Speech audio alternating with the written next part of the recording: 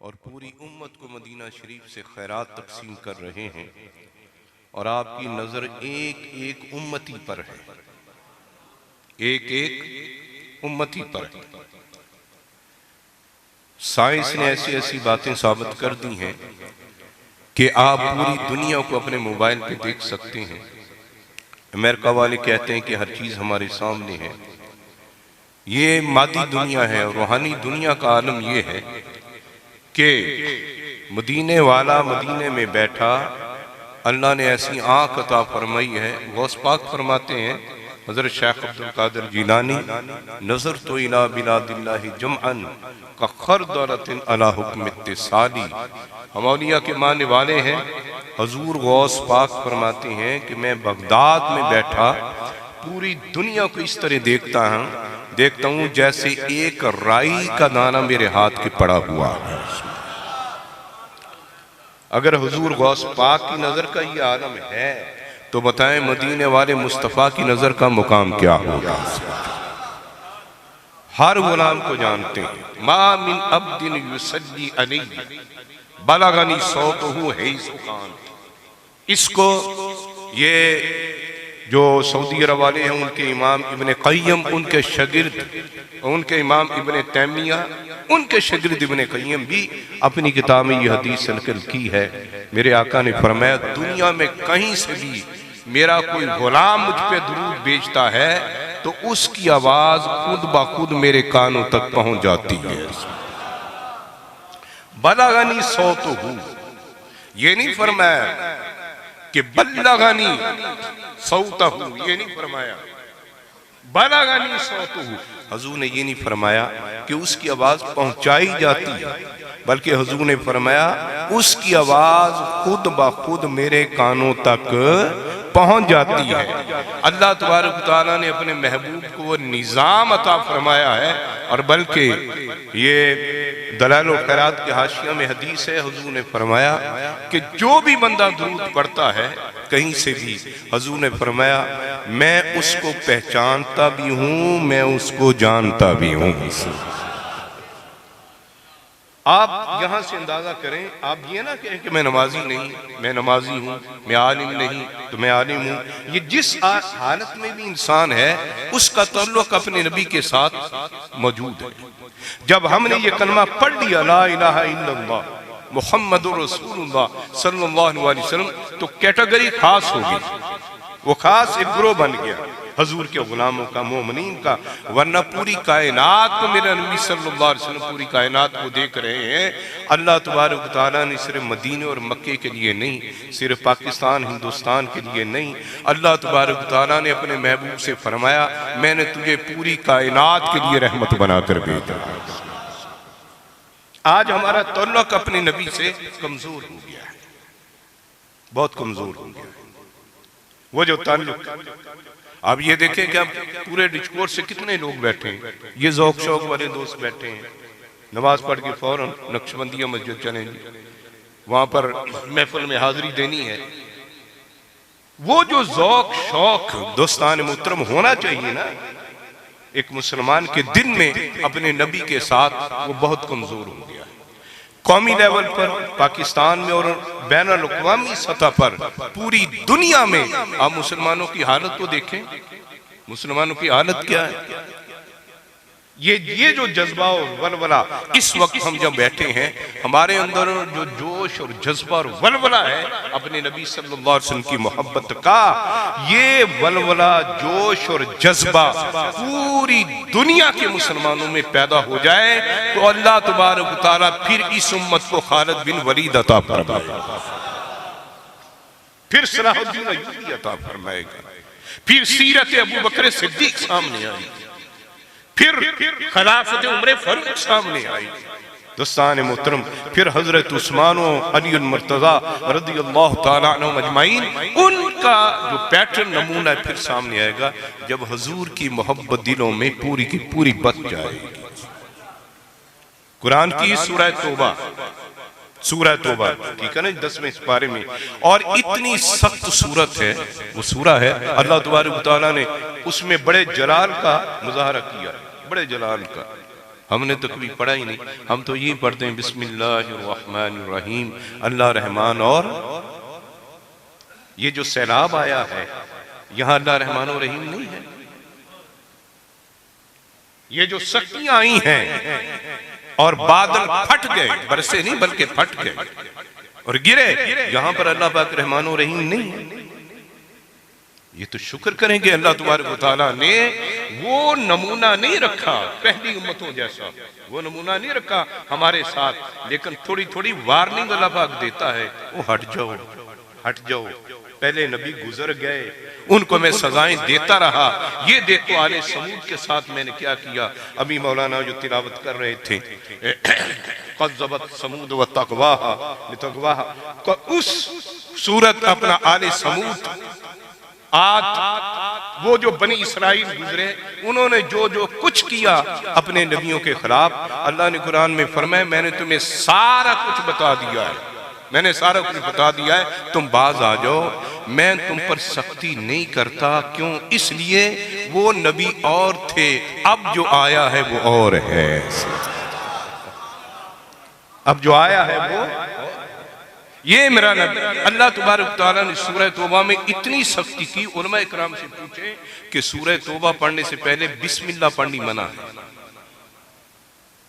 یعنی اس میں اللہ اتنی سختی فرماتا ہے کہ اللہ تبارک تعالیٰ فرماتا ہے کہ تم نے اس کے شروع میں بھی میرے رحمان اور رحیم ہونے کا ذکر نہیں کرنا. منافقین، مشرکین اور کافرین کا اللہ نے اتنا سختی سے نوٹس لیا اس صورت میں، اور اتنی قدم قدم پر وعید، قدم قدم پر. آپ تھوڑی ٹائم نکال کر سورہ توبہ کا ترجمہ پڑھ لیں تو اللہ پاک پورے جلال میں نظر آتا ہے، جلال میں نظر آتا ہے. دوستان محترم، مگر اللہ تبارک تعالیٰ نے فرمایا وَمَا كَانَ اللَّهُ لِيُعَذِّبَهُمْ وَأَنْتَ فِيهِمْ. محبوب اب وہ عذاب نازل نہیں، وہ عذاب پہلے والے نازل نہیں، وہ پہلے والے عذاب نازل ہماری شکلیں نہیں بگڑیں گی، نعوذ باللہ، ہمارے چہرے مسخ نہیں ہوں گے، ہماری بستیاں ملیا میٹ نہیں ہوں گی. دوستان محترم، کسی نبی کی قوم پر اللہ نے عذاب نازل کیا نا تو اللہ نے صفائے ہستی سے اس کا نشان ہی ختم کر دیا. مگر فرمایا وَأَنْتَ فِيهِمْ، میں اس لیے عذاب نازل نہیں کروں گا کہ محبوب اب تو ان میں موجود ہے، اب تو ان میں موجود ہے. میرے نبی کا جسم اقدس آج بھی زمین پر موجود ہے، اور زمین والوں کے لیے سب سے بڑی نعمت و خوشخبری یہ ہے کہ میرے نبی دنیا میں موجود ہیں. ہم ظاہراً ہیں تو مصطفیٰ کے گنبد خضرا کی زیارت کرتے ہیں، قبر میں جائیں گے تو چہرہ مصطفیٰ کی زیارت کریں گے. جلال الدین اکبر بادشاہ جو ہے، اللہ پاک نے بہت بڑی نعمت و رحمت حضور کی صورت میں عطا فرمائی، ورنہ اللہ تو بڑے جلال والا. دوستان محترم، وہ سوات میں جو سیر کرنے گئے تھے اور 12-14 افراد ہی کی خاندان کے جب پانی میں بہہ گئے تو اس وقت اللہ تبارک و تعالیٰ کی شان کیا تھی، وہ اپنا جلال دکھاتا. پہاڑوں سے پتھر جو ہیں اس طرح چلنے لگے جیسے پانی چلتا ہے، یہ اللہ کا جلال ہے. بجلی جب کڑکڑاتی ہے دوستان محترم، یہ اللہ تبارک تعالیٰ اپنا تھوڑا سا جلال ظاہر کرتا ہے. مگر اللہ تبارک تعالیٰ سورہ توبہ میں فرماتا ہے چند صفتیں ایسی ہیں وہ اپنا لو تو پھر میں تمہیں مومن کا سرٹیفکیٹ دیتا ہوں. مومن کا وہ کیا ہے؟ التائبون التائبون العابدون السائحون الراکعون الساجدون الآمرون بالمعروف والناہون عن المنکر والحافظون لحدود اللہ وبشر المؤمنین. اللہ پاک نے فرمایا پہلے اگر تم میرے قرب میں آنا چاہتے ہو، میرے نبی نے جو پیغام دیا ہے پہلی بات یہ ہے التائبون، توبہ کرنے والے بن جاؤ.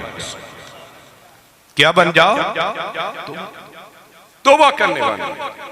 اور دوسرا اللہ تبارک تعالیٰ نے فرمایا التائبون العابدون، اور دوسری صفت اللہ پاک نے فرمایا عبادت کرنے والے. ٹھیک ہے نا جی؟ التائبون العابدون. اور تیسرا فرمایا السائحون، روزہ رکھنے والے، روزہ رکھنے والے بن جاؤ. الراکعون، رکوع کرنے والے بن جاؤ. الساجدون، سجدہ کرنے والے بن جاؤ. الآمرون بالمعروف، नेकी का हुक्म करने वाले बन जाओ, वन्नाहूना अनिल मुनकर, बुराई से मना करने वाले बन जाओ।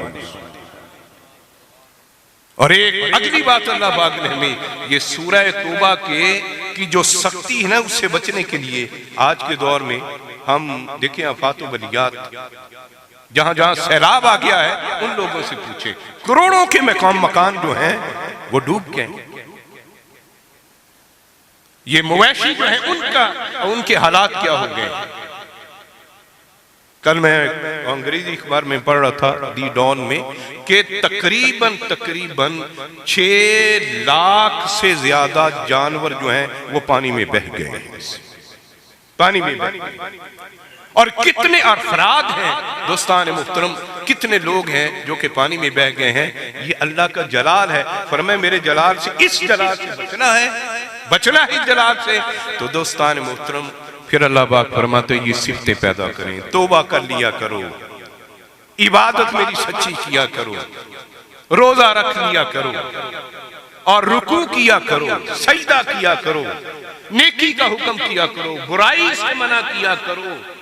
और अल्लाह तबारक व तआला ने फरमाया वल्हाफिज़ून लिहुदूदिल्लाह, और जो मैंने हुदूद क़ुयूद मुकर्रर की हैं, दीन की हुदूद जो हैं उनकी हिफाजत किया करो, उनकी हिफाजत किया करो। मैंने तुम्हें मना किया है इस हद से ऊपर नहीं जाना, ये हलाल है खाना है, हराम नहीं खाना। तुमने एक नजर डालना तुम्हारे लिए जायज है, दूसरी नजर तुमने डालनी नहीं है। तुमने मेरी हुदूदों क़ुयूद की हिफाजत करनी है। अल्लाह ने फरमाया जब ये चीजें तुम में पैदा हो जाएंगी फिर क्या होगा मौला। अल्लाह ने फरमाया फिर मैं ये कहूंगा वबश्शिरिल मुमिनीन, फिर मैं तुम्हें मोमिन का सर्टिफिकेट अता फरमा दूंगा। ये है वो मोमिन दोस्तान मोहतरम जिसमें ये 10 सिफतें पैदा हो जाएं, वो मोमिन है। और अल्लाह पाक ने फरमाया जब तू मोमिन बन जाएगा ना तो फिर मैं तुम्हें बशारत दूंगा, फिर मैं तुम्हें खुशखबरी दूंगा, मोमिन के लिए खुशखबरी। जिस तरह एक जगह अल्लाह पाक ने फरमाया अपने महबूब इन्ना अरसलनाका शाहिदन व मुबश्शिरन व नज़ीरन व दाइयन इलल्लाह बिइज़्निही व सिराजुम मुनीरा। अल्लाह पाक ने फरमाया कि मैंने अपने नबी को शाहिद बनाकर भेजा, रसूल बनाकर भेजा, और मैंने उसे दाइयन इलल्लाह बनाकर भेजा, सिराजे मुनीर बनाकर भेजा, और ये सारी सिफतें देकर बनाया। वो बश्शिरिल मोमिनीन, मैं मोमिनों को बशारत भी देता हूँ बिअन्ना लहुम मिनल्लाहि फज़लन कबीरा, कि अल्लाह की तरफ से उन्हें बहुत बड़ा फजल अता हो गया है। वो फजल कौन सा है? वो मेरे नबी सल्लल्लाहु अलैहि वसल्लम की जात है। अब ये बात ज़हन में रखें, अल्लाह का जलाल और अल्लाह का जमाल, एक तरफ अल्लाह का जलाल, एक तरफ अल्लाह का जमाल है। और क़यामत का दिन भी होगा ना जी, तो 2 ही सूरतें होंगी। अल्लाह तबारक व तआला जलाल में आकर कहेगा, जलाल में आकर कहेगा दोस्तों लिमनिल मुल्कल यौम, जलाल में अल्लाह पाक आकर, कितनी बड़ी नेमत है मेरे मुस्तफा जो अल्लाह ने दुनिया में रहमत, ठीक है ना जी।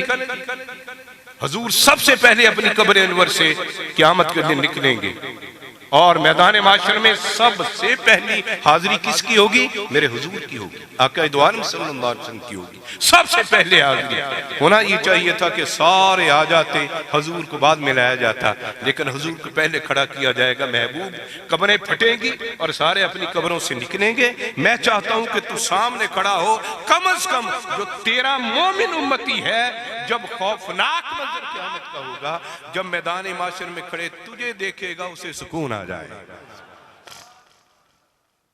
दोस्तों